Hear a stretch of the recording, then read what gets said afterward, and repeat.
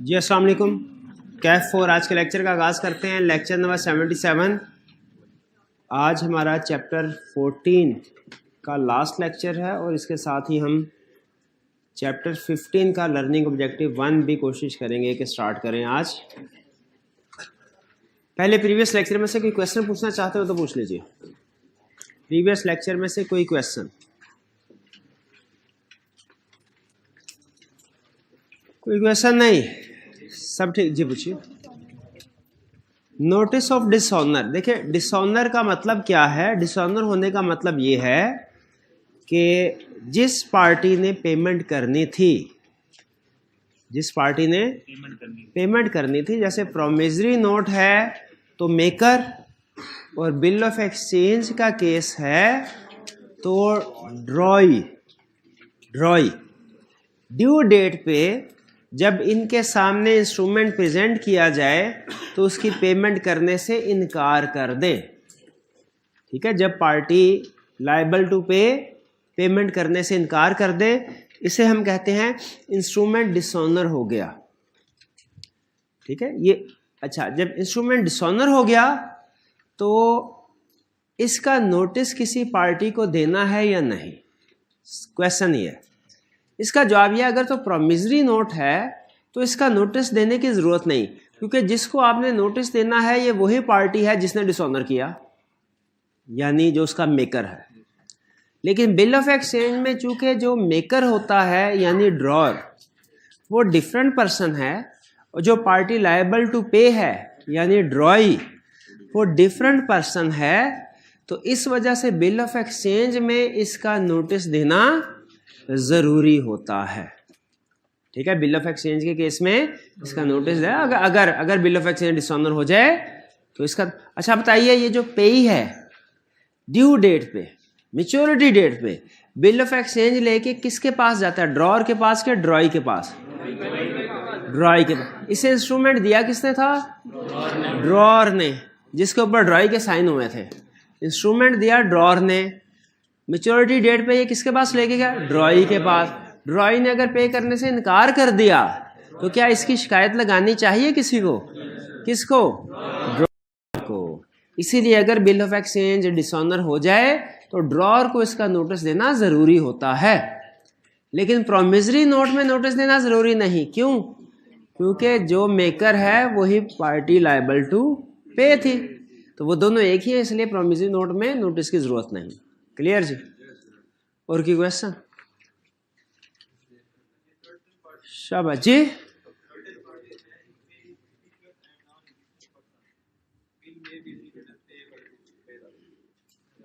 If bill is, कौन से वाली लाइन है जी?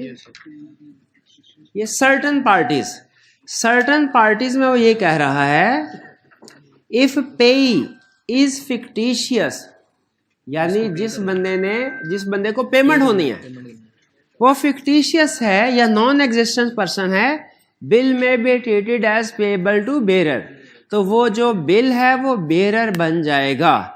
जैसे बिल ऑफ एक्सचेंज में जिसको पेमेंट करनी है हमने, वो कोई ऐसा पर्सन है जो एग्जिस्ट ही नहीं करता। जैसे वो हमने मिसाल उसके लिए थी कि जी ज़ुकूटा जिनको पेएबल है, ठीक है, वो तो दुनिया में कहीं एग्जिस्ट ही नहीं करता। तो अब ये बिल फिर किसको पे किया जाएगा? ये चूंकि फिक्टिशियस पर्सन या नॉन एग्जिस्टिंग पर्सन को पेएबल था, तो अब ये बिल वॉइड नहीं समझा जाएगा।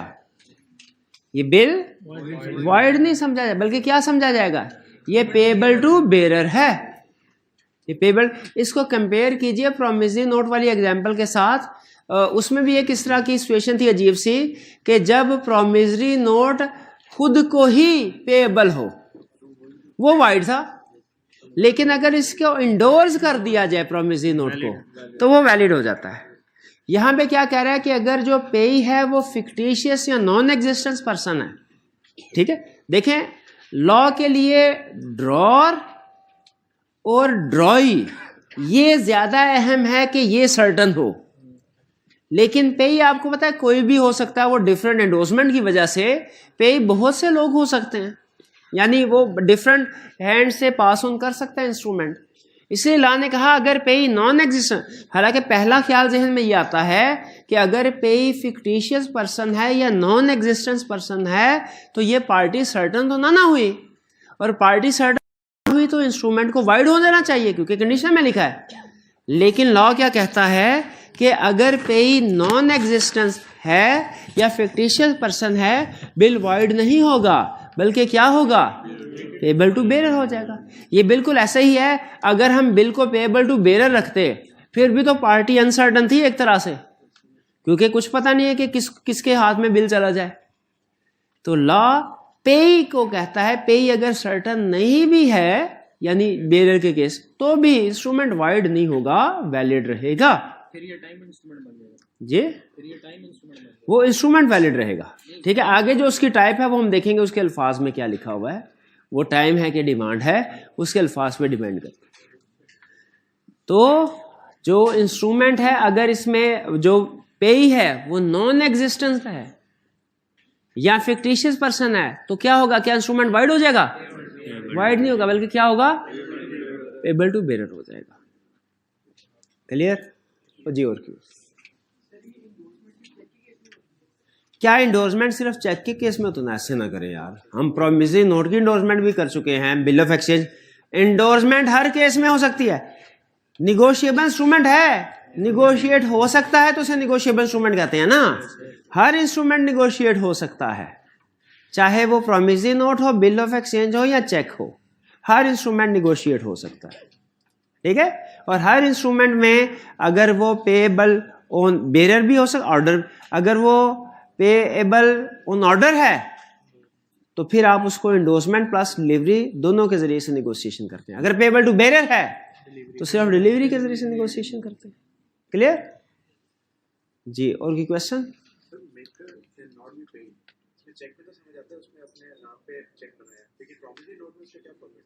मेकर कैन नॉट बी पे का मतलब जो प्रॉमिसरी नोट लिखने वाला है वो ये नहीं कहेगा कि मैं प्रॉमिस करता हूं खुद को ही पे करूंगा। प्रॉमिसरी नोट में तो मेकर और पे एक ही हो, ये बात समझ से बाहर है। ठीक है, तो लॉ कहता है इस सेशन में प्रॉमिसरी नोट वाइड है। ठीक है, हाँ अगर उसी नोट को आप इंडोर्स कर दें फिर वैलिड हो जाएगा जी। बिल ऑफ एक्सचेंज की लायबिलिटी प्राइमरी और सेकेंडरी है, या एब्सोल्यूट या कंडीशन। इसका मतलब क्या है, देखिए बिल ऑफ एक्सचेंज में प्रॉमिसरी नोट में तो एक ही पार्टी है लायबल टू पे, वो कौन सी पार्टी है, मेकर। लेकिन बिल ऑफ एक्सचेंज में दो पार्टीज हैं लायबल टू पे। जैसे फर्ज कीजिए चेक भी चूंकि बिल ऑफ एक्सचेंज की एक स्पेशल टाइप है तो चेक से इसको समझते हैं। इन भाईजान से मैंने कुछ पेमेंट लेनी थी, उन्होंने मुझे चेक दिया। अब इस चेक से मैंने जो पैसे लेने हैं वो किससे लेने हैं, जब इन भाईजान ने मुझे चेक दे दिया मैंने पैसे इनसे नहीं लेने। अब प्राइमरी पर्सन जिससे मैंने पैसे लेने हैं वो कौन है, वो बैंक है। तो इसका मतलब है इसमें प्राइमरी लायबिलिटी अमाउंट पे करने की किसकी है, ड्रॉई की, यानी बैंक की प्राइमरी एब्सोल्यूट लायबिलिटी। ये बात समझ आ गई। अच्छा, अगर बैंक पेमेंट करने से इनकार कर दे किसी भी वजह से, अब किसकी लायबिलिटी होगी, अब लायबिलिटी शिफ्ट होके इन्हीं पे आ गई जिन्होंने मुझे चेक दिया था। अब मैं वापस आके किनसे पैसे मांगूंगा, इस पर्सन से जिसने मुझे चेक दिया था ड्रॉर से। लेकिन ड्रॉर से पैसे मैं तब तक नहीं मांग सकता जब तक बैंक इनकार ना कर दे।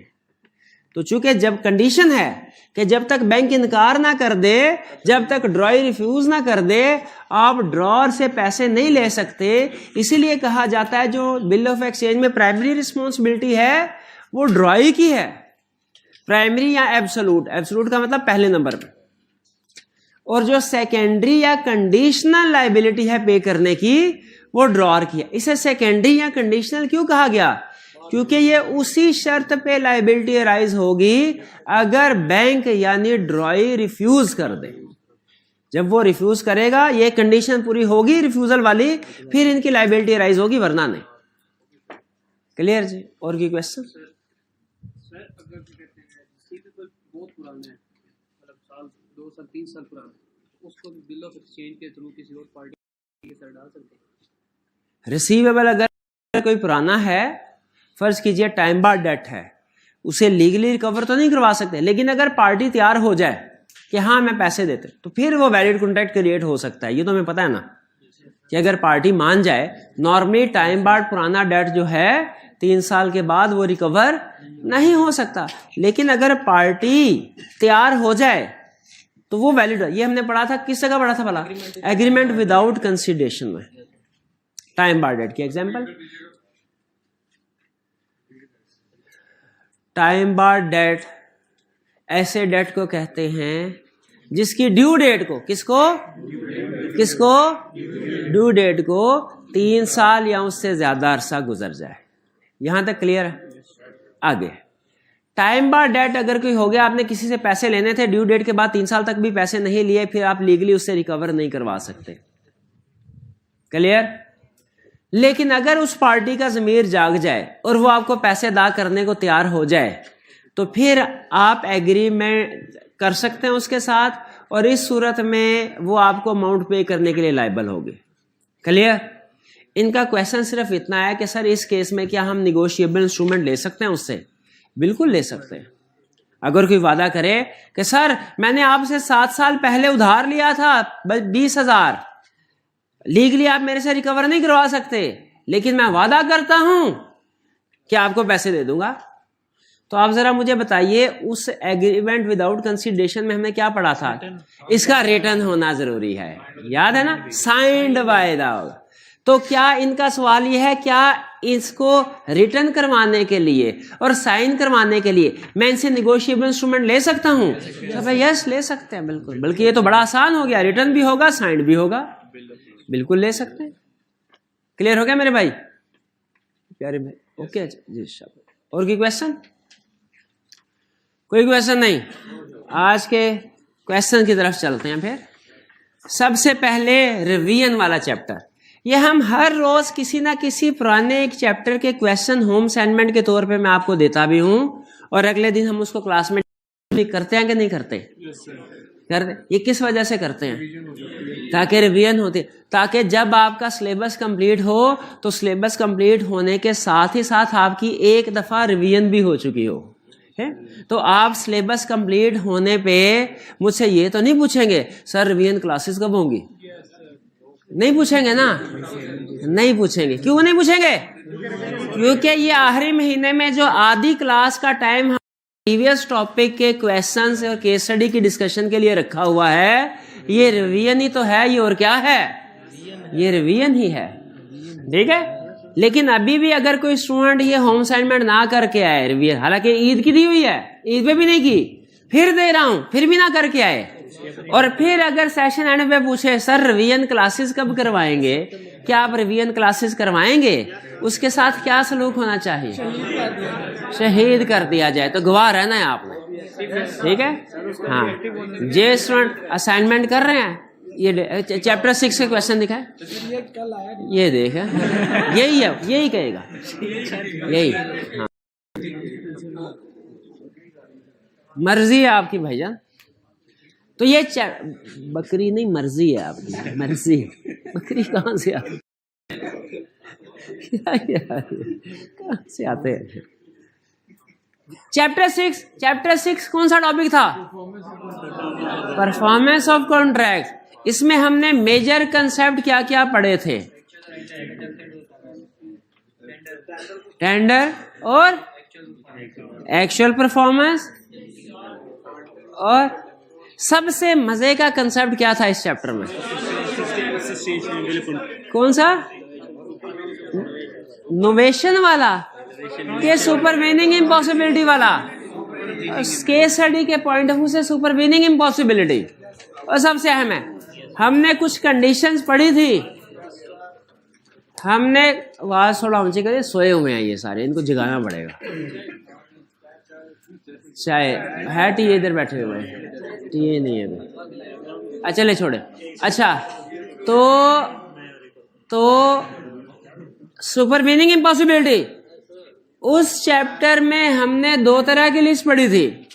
एक वो सिचुएशन जिसमें सुपरवीनिंग इम्पॉसिबिलिटी अज्यूम की जाती है, और एक वो जिसमें सुपरवीनिंग इम्पॉसिबिलिटी अज्यूम नहीं की जाती।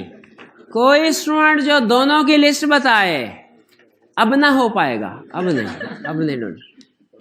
5 4 इधर 1 2 3। पहले आप बताएं मेरे भाई, पहले नंबर पे नहीं पीछे वाले भाई थे।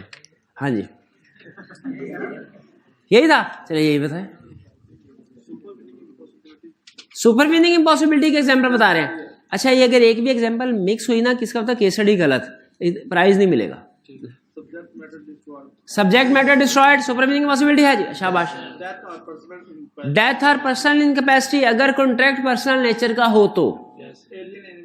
Alien enemies, parties become alien enemy. Impossibility change in law, ठीक है बस बड़े। अब आप वो सिचुएशन बता दीजिए जिनमें सुपर मीनिंग इम्पॉसिबिलिटी अराइज नहीं होती। स्ट्राइक लॉ, यानी अगर गवर्नमेंट लॉकडाउन लगा दे कोरोना की वजह से तो ये सुपर मीनिंग इम्पॉसिबिलिटी नहीं है, नहीं है।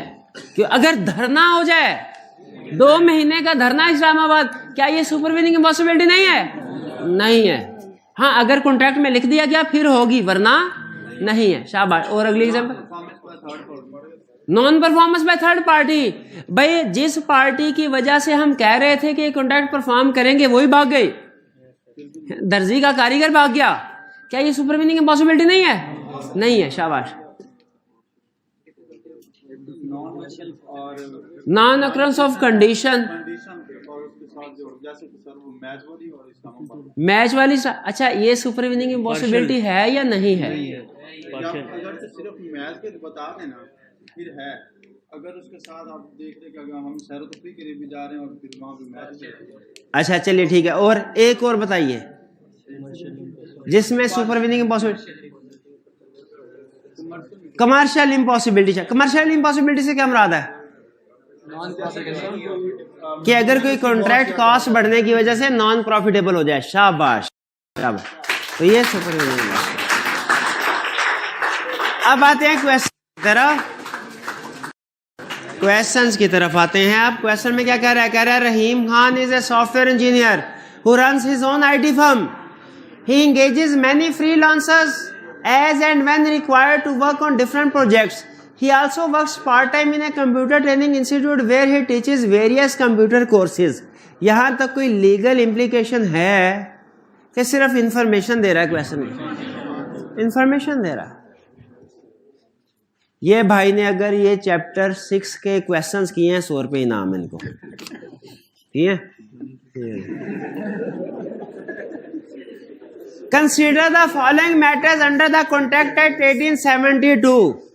कॉन्ट्रैक्ट एक्ट 1872 में बताइए, Organdy limited OL signed a contract with Rahim's IT firms to manage OL social media accounts for 1 year effective 1st July 22 at rupees 1.5 million per quarterly payable in arrears।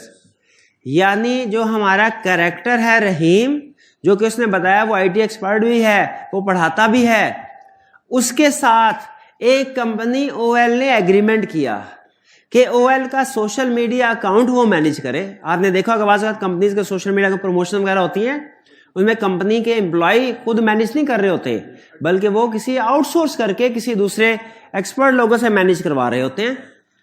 तो organdie limited OL ने भी रहीम से ये कहा कि आपकी firm, आपकी IT firm हमारा सोशल मीडिया का अकाउंट मैनेज करे, इधर प्रमोशन पोस्टिंग वगैरह करते, पोस्ट वगैरह लगाते रहे। रहीम ने कहा ठीक है, एग्रीमेंट हो गया। और 15 लाख पर क्वार्टर मिलना है, 5 लाख पर मंथ। और मिलना कब है? In arrears. एरियर्स क्या होता है? पहले के बाद में? बाद में। प्री पेमेंट होता है पहले, एरियर्स बाद में, अकाउंटिंग में आप पढ़ते होंगे। Rahim hired Zia to perform the task. अच्छा इस कॉन्ट्रैक्ट के ऊपर क्या रहीम को कोई प्रॉफिट हो रहा होगा? प्रॉफिट हो रहा होगा कि नहीं हो रहा होगा? प्रॉफिट हो रहा होगा तो कॉन्ट्रैक्ट किया है ना। प्रॉफिट ना हो रहा था कॉन्ट्रैक्ट, नुकसान हो रहा था, क्यों कॉन्ट्रैक्ट करता? अच्छा चलिए, अब Rahim hired Zia to perform the task at a salary of rupees 200,000 per month for the contract term. Rahim sent, उसने ज़िया को अपॉइंट कर लिया और ज़िया को 2 लाख पर मंथ की सैलरी पे रख लिया। Rahim sent several reminders for the password of OL social media account. But did not receive the password from OL। उसने कई दफा रिमाइंडर भेजा, भाई सोशल मीडिया अकाउंट का पासवर्ड भेजे, पासवर्ड नहीं आया। Discuss the validity of contract between OL and Rahim, also identify the remedies available to Rahim if any. क्या ये कॉन्ट्रैक्ट OL और रहीम के दरमियान में वैलिड है? अब क्या हुआ? ये वॉइड है कि voidable at the option of Rahim? ये सिचुएशन कौन सी है? Promisee neglect. कौन सी वाली सिचुएशन है? Promisee neglect. असाइनमेंट करके आए हो, सिर्फ एक सवाल ये दिखा दो, 100 रुपया इनाम रिटर्न फॉर्म में किया तो ये हाल है आपका। ये सिर्फ हाल, हाँ इधर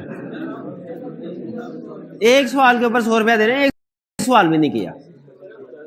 ये फिर एंड में पूछेंगे सर रिवीजन कब करवाएंगे, पोस्ट एंड में आनी है इनको। तो प्रोमिस निगलेक्ट, ये कौन सा केस है? Promise neglect. इसमें कॉन्ट्रैक्ट प्रोमिसर की ऑप्शन पे वॉइडेबल है। अब रेमेडी क्या अवेलेबल है? रेमेडीज 2 अवेलेबल है, 2। एक जो जिया को सैलरी पे कर रहा है इस कॉन्ट्रैक्ट की वजह से नुकसान जो, देखिए रेमेडी क्या है, इस कॉन्ट्रैक्ट की वजह से जो भी नुकसान हुआ, वो नुकसान 2 हैं। एक उसने क्लियरली बताया जो आपने भी पिक कर लिया, क्या कि जिया को जो सैलरी पर मंथ जा रही है ब्रीच ऑफ कॉन्ट्रैक्ट की वजह से वो नुकसान हुआ है, इसको वो कंपनसेट होगा। प्लस दूसरी चीज क्या क्लेम कर सकता है डैमेजेस के तौर पे? रहीम दूसरी चीज क्या क्लेम कर सकता है? जो उसका प्रॉफिट है और अब नहीं होगा, जो प्रॉफिट है नहीं होगा, वो भी तो लॉस है, वो भी डैमेजेस में क्लेम कर सकता है। डैमेजेस में क्या चीज होती है? नुकसान। डैमेजेस में क्या चीज होती है?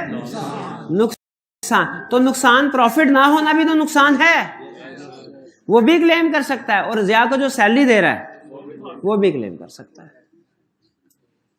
क्लियर? आगे चलते हैं part B. Assume that in a above रही, अब सिचुएशन को थोड़ा चेंज कर रहा है।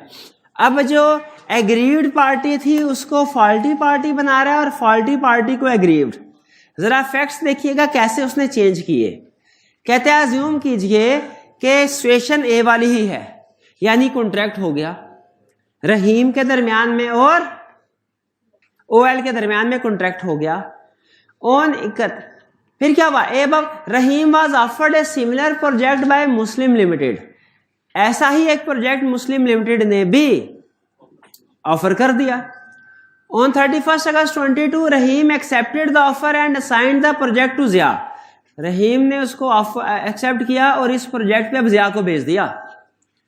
On the same date, Rahim sent an email to OL regretting that performance is impossible mainly due to non-availability of resources. उसने ईमेल भेज दी। अच्छा, अब की बार OL ने कुछ नहीं कहा, यानी OL का कसूर नहीं है इसमें। OL के पासवर्ड की बात उसने नहीं की, OL का कसूर नहीं, बल्कि रहीम ने ईमेल कर दी कि आपका कॉन्ट्रैक्ट परफॉर्म नहीं।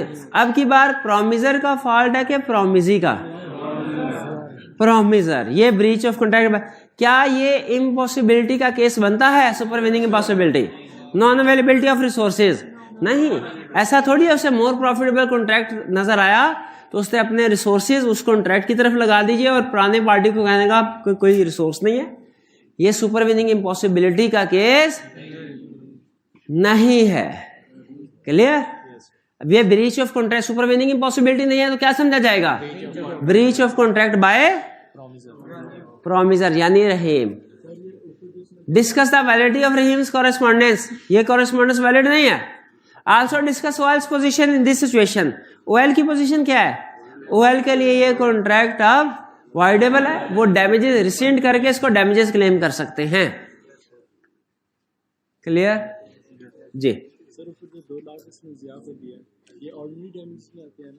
हाँ जी, ये जो 2 लाख जिया ने दिया है ये ऑर्डिनरी डैमेजेस में आते हैं क्योंकि ये उसी कॉन्ट्रैक्ट से रिलेट करते हैं जो एग्रीमेंट हुआ है। अगर ये कोई डिफरेंट कॉन्ट्रैक्ट होता ना इससे, फिर हम कहते हैं कि ये स्पेशल डैमेज वाला केस है और ये अगर कम्युनिकेट किया है फिर अलाउ होगा वरना नहीं होगा। ये तो वही एग्रीमेंट है। ये ऐसे ही है जैसे मैं किसी से कहूं कि भाई मेरे लिए एक स्टडी टेबल बनाइए और वो स्टडी टेबल बनाने के लिए किसी दूसरे से एग्रीमेंट करे कि वुड मुझे डिलीवर कर दो, और मैं बाद में उनसे कहूं मुझे स्टडी टेबल नहीं चाहिए। अब जो उसने दूसरा वुड के एग्रीमेंट किया है वो ऑर्डिनरी, क्योंकि वो इसी मेरी एग्रीमेंट की बेस पे किया है, वो मेरे इस कॉन्ट्रैक्ट के साथ ही अटैच्ड है, वो मेरे कॉन्ट्रैक्ट का हिस्सा ही वो एक्शन समझा जाएगा, क्योंकि उसने उसी का रॉ मटेरियल बाय किया है, वो एक डिफरेंट कॉन्ट्रैक्ट नहीं समझा जाएगा। ठीक, और कोई क्वेश्चन? जी, प्रॉफिट वाला डैमेज, क्योंकि उसी कॉन्ट्रैक्ट का प्रॉफिट है, किसी और कॉन्ट्रैक्ट का प्रॉफिट नहीं है। अगर किसी और कॉन्ट्रैक्ट का प्रॉफिट लॉस हो रहा था ना, वो स्पेशल डैमेज में आता। उसी कॉन्ट्रैक्ट का प्रॉफिट है, ये क्या होगा? Ordinary damage. जी, सैलरी का पता होना जरूरी नहीं है, लेकिन ये पता होना जरूरी है, यानी ये कि जब कॉन्ट्रैक्ट किया जाएगा तो उसके लिए प्रोमिसर ने कुछ ना कुछ अरेंजमेंट्स करनी है। ये तो अंडरस्टूड है कि कुछ ना कुछ अरेंजमेंट करनी है। अब उस अरेंजमेंट की एक्चुअल कॉस्ट क्या होगी ये बाद में प्रूफ होगा। जाहिर है ये अंडरस्टूड। अगर हम किसी से कहते हैं हमारा सोशल मीडिया अकाउंट संभालो, किसी ना किसी बंदे को तो पॉइंट करेगा। अब उस बंदे की सैलरी 50,000 है, 60,000 के 70,000, ये साबित होगा कॉन्ट्रैक्ट एम्प्लॉयमेंट लेटर से जब उस बंदे को हायर किया गया। जैसे जिया को हायर किया गया, इसके साथ जो कॉन्ट्रैक्ट हुआ है उसमें जो सैलरी लिखी हुई है वो डैमेजेस के तौर पे क्लेम होगी। क्लियर जी? चलिए अब चलते हैं हम नेक्स्ट क्वेश्चन की तरफ, जो कि है हमारा क्वेश्चन नंबर। भाई इसमें समझ आ गई? पहले वाले पॉइंट में क्या मेन कंसेप्ट था? प्रोमिसेस नेग्लेक्ट, और दूसरे वाले में सुपरवीनिंग इम्पॉसिबिलिटी। जी,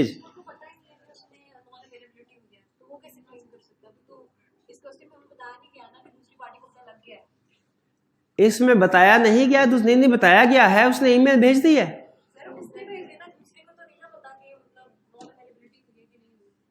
तो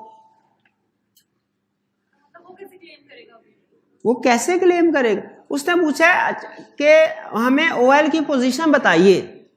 ओएल की पोजीशन किस केस में उसने पूछा? बताइए कि जब रहीम ने इनकार कर दिया है परफॉर्म करने से। आगे चलते हैं, नेक्स्ट क्वेश्चन 3।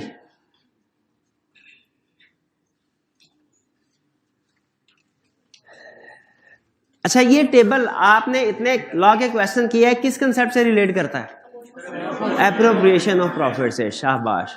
रिक्वायरमेंट में कह रहे हैं under the provisions of contract act 87 to discuss how the proceeds of the cheque can now be adjusted against Wajahat statement of receivable, कि चेक की प्रोसीड्स अब कैसे एडजस्ट हो सकती है। यानी पार्टी ने कोई चेक भेजा है, उसकी एलोकेशन अपोर्शनमेंट की बात हो रही है। कह रहा है Sultan imports mulberry silk and receives repetitive orders from regular customers. The invoices are generated on dispatch date and payment becomes due on the last date of subsequent.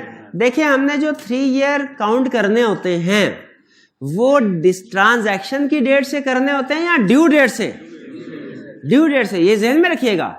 तो वो कह रहा है कि इनवॉइसेस जनरेट किसी और दिन होती हैं, लेकिन पेमेंट कब ड्यू होती है? On last day of subsequent month. यानी जनवरी की जो ट्रांजैक्शन है ये कब ड्यू होगी? Last day of February. और हमने जो डेज काउंट करने हैं, जो टाइम बार डेट के लिए टाइम काउंट करना है, वो फरवरी से काउंट करना है, ड्यू डेट से। जी, इसके बाद चलते हैं।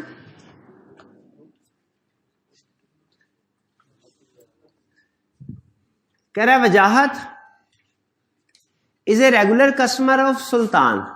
Following are the extracts from Wajahat statement of receivables as on 30 June 2022. Date of invoice, amount, due date, comments noted by Sultan. अब ये स्टेटमेंट ऑफ रिसीवेबल है, यानी वजाहत से जो पैसे रिसीव करने हैं सुल्तान ने, ये उसका अकाउंट है। पहला 31 जनवरी को 2017 को इनवाइस भेजी 60,000, जिसकी ड्यू डेट थी 28 फरवरी। और सुल्तान कह रहा है ये क्या हो गया? टाइम बार्ड, क्योंकि इसको 3 साल गुजर गए। इसका मतलब है 28 फरवरी 2020। आज की डेट उसने बताई है क्या है? 30 जून 2022। तो इसका मतलब 30 जून 2022 पे खड़े होके हम ये स्टेटमेंट बना रहे हैं। ये तो हो गया, इसको 3 साल गुजर गए, ये तो टाइम बार्ड हो गया। फिर 1 लाख का दूसरा डेट, इसकी ड्यू डेट क्या है? 30 जून 2021, over due for 1 year. Next over due इसकी 30 अप्रैल 2022, over due for 2 months. Next ये भी ड्यू है 30 अप्रैल 2022, यानी दोनों डेट्स जो हैं 3rd और 4th ये सेम डेट पे ओवर ड्यू हैं। और लास्ट है जी 31 जुलाई का not yet due. Wajahat sent a cheque of ₹20,000 on 31 July 2022। 31 जुलाई को वजाहत ने 2,20,000 का चेक भेजा, but did not mention the invoice against which the payment was to be adjusted. और ये नहीं बताया कि इनवाइस किस डेट के अगेंस्ट एडजस्ट की जाए। अगर डेटर स्पेसिफाई ना करे तो रूल क्या होता है? क्रेडिटर स्पेसिफाई कर सकता है, एलोकेशन कर सकता है। Sultan send several reminder to Wajahat in this regard but did not receive a response. Sultan ने बहुत से रिमाइंडर भेजे कि मुझे बताइए 2,20,000 किस चीज का भेजा है, उसने नहीं बताया। Under the provisions of conduct discuss the proceeds cheque which can now be adjusted against Wajahat statement of receive. कैसे एडजस्ट की जा सकती हैं? ठीक है, पहले तो आप ये बताएंगे कि अब एलोकेशन हो सकती है जैसे सुल्तान चाहे, और अगर वजाहत और सुल्तान दोनों ने ही एप्रोप्रिएशन नहीं की फिर क्या तरतीब होगी? स्टेप नंबर 1, 60,000 क्या एडजस्ट हो सकता है? बिल्कुल 60,000 एडजस्ट हो जाएगा। टाइम बार्ड डेट भी एडजस्ट हो सकता है। कौन सा डेट एडजस्ट नहीं हो सकता? डिस्प्यूटेड नहीं हो सकता। दूसरा 1 लाख वाला एडजस्ट हो सकता है, ये भी हो सकता है। फिर नेक्स्ट इसके बाद, अच्छा अब देखिए 1,60,000 एडजस्ट हो गया, 2,20,000 का चेक था, बाकी 60,000 रह गया। क्या बाकी 60,000 की एडजस्टमेंट हो सकती है? कैसे? अच्छा ये 90,000 को एडजस्ट कर लेते हैं ना भाई, 90,000 पहले आ रहा है, ये एडजस्ट होगा? क्यों नहीं एडजस्ट होगा ये? क्योंकि हमारे लिए रेलिवेंट है ड्यू डेट, और ड्यू डेट दोनों डेट्स की सेम है, 90 की भी 200,000 की। इसका मतलब अब जो हमें 60,000 का रिमेनिंग बैलेंस है वो 90,000 और 2,000 दोनों में एलोकेट करना पड़ेगा। ये बात समझ आ रही है? दोनों में एलोकेट क्यों करना पड़ेगा? क्योंकि दोनों सेम डेट पे ड्यू है। क्या हमने ये कंसेप्ट पढ़ा है कि सेम डेट पे ड्यू हो तो इक्वल एलोकेशन होगी कि प्रोपोर्शनेट? तो कीजिए कैलकुलेटर पे कि 60,000 को एलोकेट करना है, 60,000 रिमेनिंग, 60,000 को एलोकेट करें 90,000 और 200,000 में। कर भाई कर कर करो 18,620। ये किसका एलोकेशन हुई? 90,000 की। और 200 की 41,970, 380, चले 79-80 एक ही बात है, कोई नहीं, थोड़ा राउंडिंग ऑफ की वजह से फर्क आ जाता है। तो क्लियर हो गया आपको कि जब डेट सेम डेट पे ड्यू हो तो आपने उनकी एलोकेशन कैसे करनी है? प्रोपोर्शनेट। इस क्वेश्चन में कोई प्रॉब्लम? इस क्वेश्चन में एक ही काम का कंसेप्ट था। कौन से वाला? आप कौन से वाला कंसेप्ट था इसमें काम का? हाँ इस क्वेश्चन में, हाँ सेम डेट वाला, कि अगर डेट सेम डेट पे ड्यू हो तो हमने उसकी एलोकेशन कैसे करनी है? मैं पता चला प्रोपोर्शनेट करनी है कि इक्वल करनी है? प्रोपोर्शनेट के इक्वल, प्रोपोर्शनेट के इक्वल। शाबाश। किधर है? क्या अमाउंट आई? 90,000 के 200 किसकी एलोकेशन की है? 90,000 की। क्या एलोकेशन आई? 18,620। ठीक है सर, आगे चल। इस क्वेश्चन में कोई problem? Next question 4। Bromine traders बेटे is engage in business of import purchase and supply of electronic. ये ब्रोमाइन टेटलेस वही तो नहीं है वो जो स्मगलिंग, राइस कुकर स्मगलिंग वाला था, स्मगलिंग भी कभी कभी करता होता है दिल करे तो, ये वही है ना? हाँ मुझे याद। BT entered into the following contracts for supply of products. BT agreed to supply 900 automatic washing machine। अब की बार राइस कूलर नहीं, ऑटोमेटिक वॉशिंग मशीन सेल कर रहा है to Osmium Limited। Well, machine were to be imported from Singapore. However, machine could not be imported due to political unrest in Singapore। Political unrest है, जैसे France से हमने import करने थे, France में आजकल वो हंगामे हो रहे हैं, धरने हो रहे हैं, तो वहाँ पे पॉलिटिकल अनरेस्ट है, तो अब वहाँ से कोई थोड़ी तजारत हो रही होगी उसकी, इस वक्त में नॉर्मल ट्रेड तो नहीं हो रही बाकी कंट्रीज के साथ। तो क्या ये सुपर मीनिंग इम्पॉसिबिलिटी का केस है ना? क्यों नहीं है? स्ट्राइक्स, लॉकडाउन वगैरह, शाबाश, ये सुपर मीनिंग इम्पॉसिबिलिटी में नहीं आती। BT informed world that import from Singapore is impossible, therefore machinery may instead be imported from Taiwan।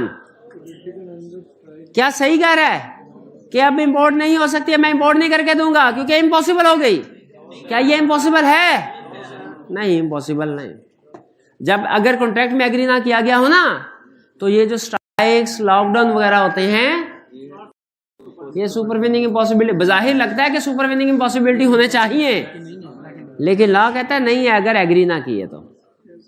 हाँ, अगर एग्री कर लिए फिर कमर्शियल, तो ये कमर्शियल इम्पॉसिबिलिटी नहीं है। क्या BT स्टिल बाउंड है कि सिंगापुर से इंपोर्ट करके देगा, ताइवान से इंपोर्ट करके दे, तो इसे वैलिड कॉन्ट्रैक्ट परफॉर्मेंस समझा जाएगा कि breach of contract? Breach of contract समझा जाएगा। क्लियर? तो इस केस स्टडी में मेन कंसेप्ट क्या उसने टेस्ट किया है? सुपरविन के पॉलिटिकल अनरेस्ट हो तो वो सुपरविनिंग इम्पॉसिबिलिटी नहीं है। हाँ, अगर ओएल एक्सेप्ट कर ले तब ठीक है, वो तो फिर अगर दोनों पार्टी एग्री हो जाए तो फिर लीगली फिर तो कोई प्रॉब्लम नहीं। Four clear? एक और question, Danish owes a sum of ₹100,000 to Adil against 3 different agreements. In March 2008, Danish sent a check of ₹70,000 and Adil appropriated the amount in the following manner. उसे 2005 मार्च 2008 को 2005 वाला सेटल किया, फिर 2006 वाला किया और 2000। अच्छा, उसने देखे चालाकी क्या दिखाई, 2005 वाला पूरा किया, 7 वाला पूरा किया, 6 वाला जो था वो जितनी अमाउंट बच गई वो। इसमें क्या प्रॉब्लम थी? कह रहे loan taken in 2006 has been guaranteed by, इसकी फिरोज ने गारंटी दी थी, इसीलिए जो आदिल था, आदिल को ये 2006 वाला तो डेट रिकवर हो ही जाएगा, ये दानिश नहीं देगा तो फिरोज दे देगा, दानिश नहीं देगा तो ये तो रिकवर हो जाएगा। जो गारंटी वाला डेट है ये तो रिकवर हो ही जाएगा, अगर दानिश नहीं देगा तो फिर, लेकिन बाकी के डेट अगर रिकवर ना हुए तो फिर मसला है। तो उसने क्या किया, ऊपर नीचे के डेट से एडजस्ट कर लिए, जो अनगारंटीड वाले कर दिए। अकलमंद था ना।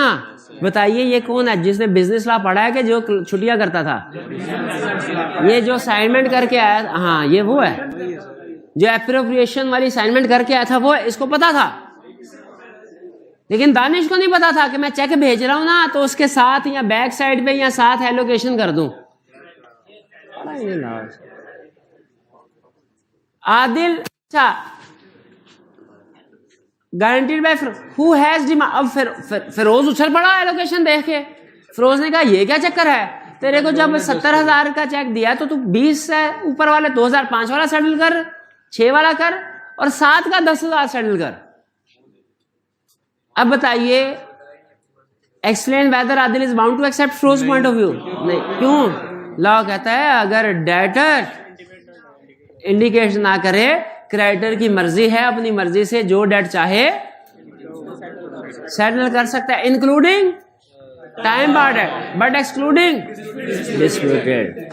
तो फिरोज को चाहिए कि आदिल के साथ लड़ाई ना करे, दानिश के पास जाए कि तू इतना बेवकूफ है, तूने चेक भेजा है और यही नहीं बताया किस चीज के पैसे बेच रहा है।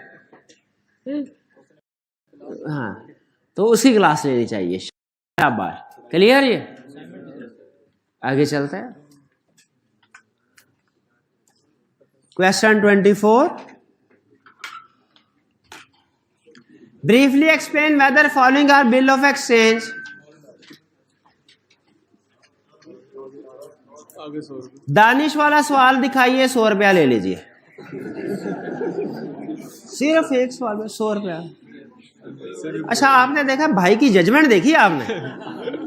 शक्ल पे लिखा होता है कौन तैयारी कर रहा है बच्चा, कौन नहीं कर रहा, मर्जी है आपकी। Question 24, briefly explain whether the following are bill of exchange or not. बताना है ये बिल ऑफ एक्सचेंज है कि नहीं। आज हम science the instruments in the following terms. Ordering Aslam, पहले पे ₹5,000 टू आसिफ फॉर ऑर्डर। ये बिल ऑफ एक्सचेंज है। बिल ऑफ एक्सचेंज है जी, इसमें कोई मसला तो नहीं है। चलिए, second, pay bearer ₹10,000 whenever he asks for। Bill of exchange bearer को पेबल नहीं होता। Bill of exchange payable to bearer हो सकता है अगर टाइम ऑन डिमांड। हाँ, अगर टाइम वाला हो। ठीक है, तो यहां पे लिखा है whenever he asks for, whenever he asks for। ये अनसर्टन है, टाइम सर्टन नहीं है, ये वैलिड बिल ऑफ एक्सचेंज नहीं है। क्यों नहीं है? टाइम सर्टन नहीं है, टाइम सर्टन नहीं है। बचपन में किससे पढ़ते रहे हैं? सही पढ़ते रहे, सही पढ़ते। शाबाश शाबाश। Pay ₹5,000 to Salim as early as possible. Bill of exchange नहीं है, क्या है? अनसर्टन। क्या चीज अनसर्टन है? Time. As early as possible भी अनसर्टन है, whenever he asks for भी अनसर्टन है। फिर 4, pay ₹50,000 and deliver 100 bags of wheat to Salim। ये भी वैलिड नहीं है, in terms of money only नहीं है। शाबाश। Pay to Saeed ₹20,000 and ask due to him. क्यों नहीं? सर्टन नहीं। शाबाश। अब है 25। आप लोगों ने तो असाइनमेंट नहीं दिखाई, हाइब्रिड वाले असाइनमेंट दिखाएंगे इंशाल्लाह और वो इनाम पाएंगे। ठीक है, पहले पढ़िए।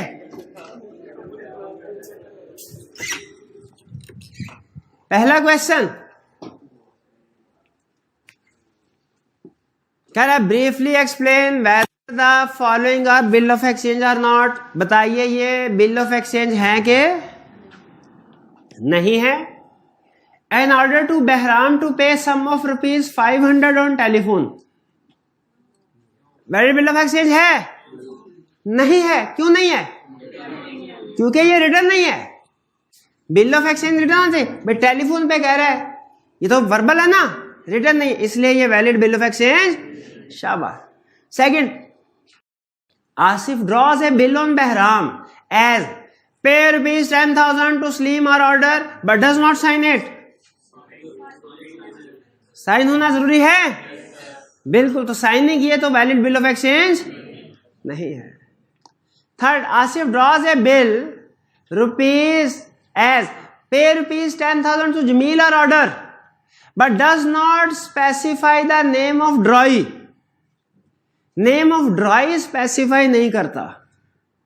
अच्छा, ये अभी हमने क्लास में डिस्कस किया था, अगर name of payee non existent हो, फिक्टिशियस हो, फिर क्या होता है? अभी डिस्कस किया, bill payable as to bearer. शाबाश। लेकिन यहां पे पेई की बात नहीं कर रहा, क्या कह रहा है? ड्रॉई का नाम नहीं लिखा हुआ, ड्रॉई ही नहीं पता कौन है, तो अब ये पार्टी सर्टन नहीं है। ड्रॉ और ड्रॉई तो कंफर्म है, ये पार्टी लायबल टू पे है, सर्टन होने चाहिए। क्लियर? तो ये क्या होगा? क्या ये वैलिड बिल ऑफ एक्सचेंज है? नहीं। क्यों नहीं है? पार्टी सर्टन नहीं है। शाबाश भाई, रहीम वाला क्वेश्चन किया है, 100 रुपये इनाम मिलेगा, जल्दी बता दे। रहीम वाला क्वेश्चन दिखा। नहीं, एब्सेंट थे। ऐसे ना करे, मैं तो समझ गया था हाइब्रिड क्लास वाले बड़ी मेहनत करते होंगे, बड़ी मेहनत करते होंगे। शाबाश, आप दिखा दीजिए रहीम वाला क्वेश्चन, 100 रुपये आपका, सिर्फ एक। कोई तो इनाम ले ले भाई। अच्छा चले, अब डरते, ये पढ़ने वाला बच्चा वैसे, हाँ, लेकिन चले कोई बात नहीं, कोई भी इनाम नहीं ले रहा तो जाहिर है किसी ना किसी को तो देना है ना। मेरा भाई दानिश वाला सवाल दिखा दे, रहीम वाला सवाल दिखा दे। ये हाल है आपका। आखिरी स्टूडेंट से पूछ रहा हूं, 6 में से कोई सा सवाल दिखा दे। कल 4 सवाल दिए थे ना, कोई सा एक सवाल दिखा दे, 100 रुपया है आपका ना। ये हाल है आपका। ये रिवीजन, और एंड में क्या पूछना है आप लोगों ने भला? रिवीजन कब करवाएंगे? जब साथ साथ कलम कराऊं तब नहीं सवाल करने इन्होंने। मर्जी है आपकी। इससे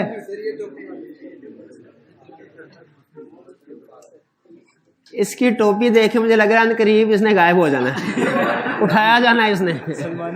सुलेमानी नहीं है ये, किसी सियासी पार्टी से मिलती जुलती लग रही है ना, जिसके बशिंदे आजकल गायब हो रहे हैं। जाने बहरहाल, तो भाईजान जल्द से जल्द सारी असाइनमेंट कर लें, फिर पता नहीं मौका मिले ना मिले। 25, 26 based on the provisions of negotiable instrument act 1881 briefly explain whether the following are bill of exchange or not. ये भी बताना है बिल ऑफ एक्सचेंज है कि नहीं। पहला बाब, अच्छा वो प्लीज में और प्लीज प्लीज में फर्क पता ना आपको?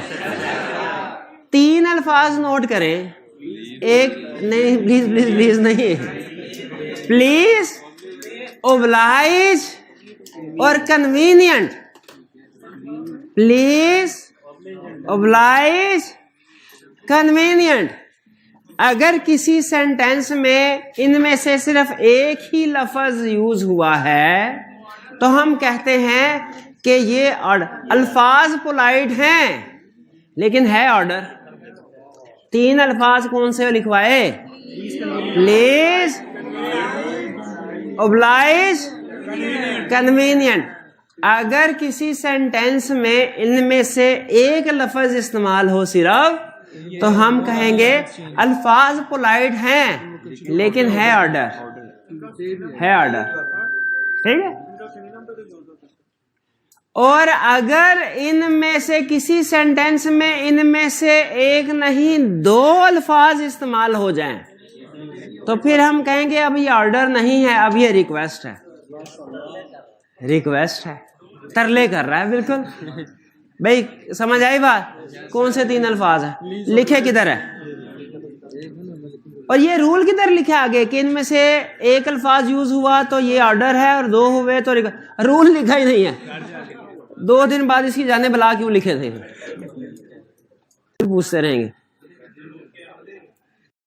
Babar, a Babar, please let Jazib have ₹50,000 and place it to my account and oblige, please, oblige। हो गए तरले? रिक्वेस्ट हो गई कि ऑर्डर है? रिक्वेस्ट। तो फिर ये बिल ऑफ एक्सचेंज नहीं है। हाँ जी। Second, Bushra, I shall be highly obliged if you make it convenient। obliged, convenient to pay ₹10,000 to Ghalib. क्या ये बिल ऑफ एक्सचेंज है? क्यों नहीं है? ऑर्डर नहीं है। भाई पार्टी तो 3 है, रिक्वेस्ट कर रहे हैं, ऑर्डर नहीं कर रहे। आगे चलते। Third, Babar please pay ₹50,000 to एहसान और ऑर्डर। ये ऑर्डर है भाई, इसमें प्लीज का वर्ड है, एक बार ही है। ऑर्डर, अल्फाज पोलाइट हैं, शुस्ता अल्फाज इस्तेमाल किए हैं। शाइस्ता नहीं शुस्ता, मेरे अल्फाज मेरी हो। शाइस्ता क्यों तुझे याद? शुस्ता, शुस्ता, शुस्ता, शगुफ्ता नहीं, क्या है यार? नहीं, आपकी उर्दू में यही अल्फाज सीखे आपने, शाइस्ता, शगुफ्ता, शबनम। चले, खुशबू। बाबा प्लीज पे, तो क्या ये फोर्थ वाला ऑर्डर है? क्यों? प्लीज का वर्ड तो आ रहा है, लेकिन एक ही वर्ड आ रहा है। शाबाश। Bilal will much oblige me by paying to Dawood rupees 30,000। बिला कैसे? एक ही वर्ड आ रहा है। वही क्लियर हो गया? अब ये डिसीजन कर लेंगे। तो अब आपको प्लीज में और प्लीज प्लीज में फर्क समझ आ गया ना? कौन ऑर्डर पोलाइट वर्ड के साथ ऑर्डर है और कौन सी रिक्वेस्ट है? 27 in view of the provisions of the negotiable instrument at 81 comment on the type and validity of each of the following instruments signed by Rahul. Type का मतलब क्या है बताओ? चेक है, प्रोमिसरी नोट के बिल ऑफ एक्सचेंज। और validity का मतलब क्या है बताओ? वैलिड है कि वॉइड है? पहला, Numan please pay to Mehreen rupees 100,000। ए नुमान, महरीन को 1 लाख पे कर दो प्लीज। बिल ऑफ एक्सचेंज क्या है? प्रोमिसरी नोट के बिल ऑफ एक्सचेंज, क्योंकि इसमें 3 पार्टीज हैं भाई। तीसरी एक पार्टी हो गई नुमान, एक हो गई महरीन, तीसरी पार्टी कौन है? जो बोल रहा है, जो ऑर्डर दे रहा है। हाँ, राहुल। तो ये बिल वैलिड है कि वॉइड? कैसे वैलिड? प्लीज का वर्ड तो है, एक दफा है, एक दफा है, एक ही लफ्ज है। Numan, I shall be highly obliged if you make it convenient to pay rupees 100,000 to Mehreen. Bill of exchange है, वैलिड नहीं है। क्यों नहीं है? रिक्वेस्ट है, ये रिक्वेस्ट है, ये ऑर्डर नहीं है।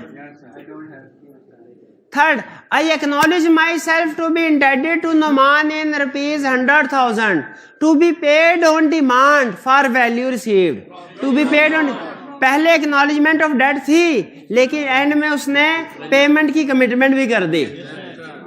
प्रोमिसरी नोट का बिल ऑफ एक्सचेंज, क्योंकि खुद वादा कर रहा है, आई प्रॉमिस। अच्छा यहां पे देखिए, लेकिन इसमें पार्टीज 2 हैं, एक आई है, एक नुमान है। पार्टीज कितनी है? एक आई, एक, लेकिन इसमें वर्ड प्रॉमिस नहीं है। प्रोमिसरी नोट में वर्ड प्रॉमिस आना लाजमी नहीं है, बिल्कुल लाजमी नहीं। तो ये प्रोमिसरी नोट है, वैलिड या वॉइड? वैलिड।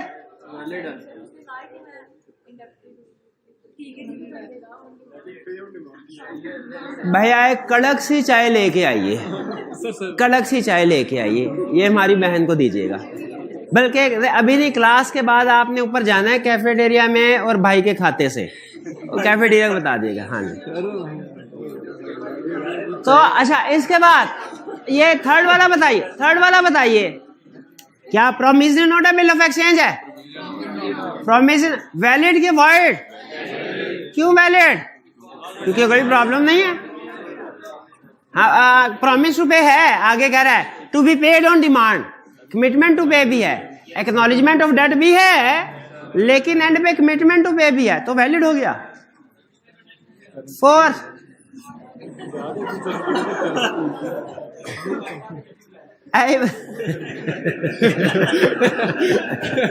ये चौथा,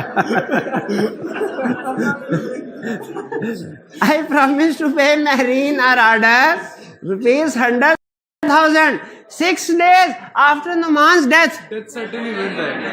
Promissory note के bill of exchange, तो ये तो अनसर्टन है ना। सर्टन क्या? सालिक पता नहीं कब मरेगा, मरना तो है ना। शाबाश, ये वैलिड प्रॉमिस। ये क्या है? कह रहे पहचानो ये क्या है? कैसे पता चला बिल ऑफ एक्सेप्टेड लिखा है? और कैसे पता चला? 3 पार्टीज हैं तो सी लाइक लैला।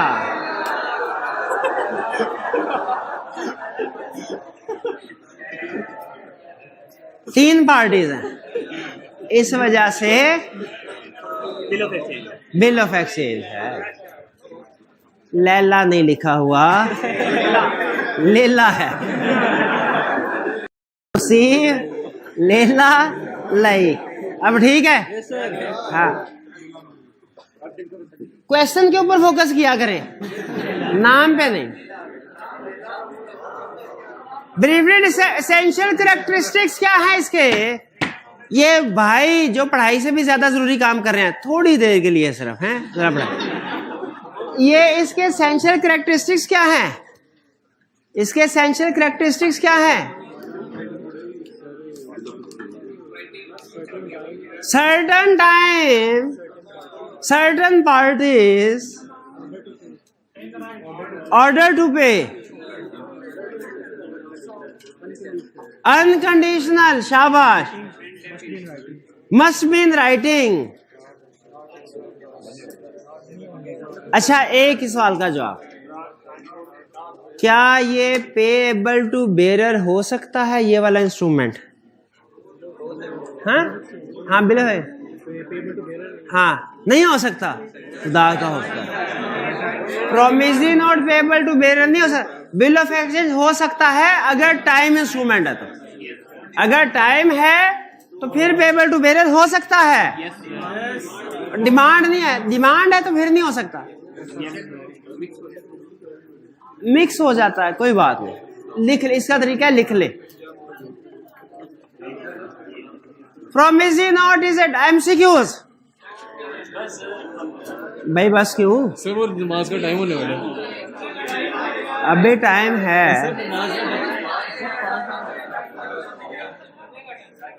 जुम्मे का टाइम नहीं। छोटे से एमसीक्यूज है। अच्छा चले, ठीक है, चले, कोई नहीं कोई नहीं। कल ये रिटर्न फॉर्म में कर, और असाइनमेंट लाजमी करके आनी है। चलिए, जो आपको दी है असाइनमेंट अभी मिल जाती है। आज का लेक्चर यहाँ खत्म करते हैं। अल्लाह हाफिज।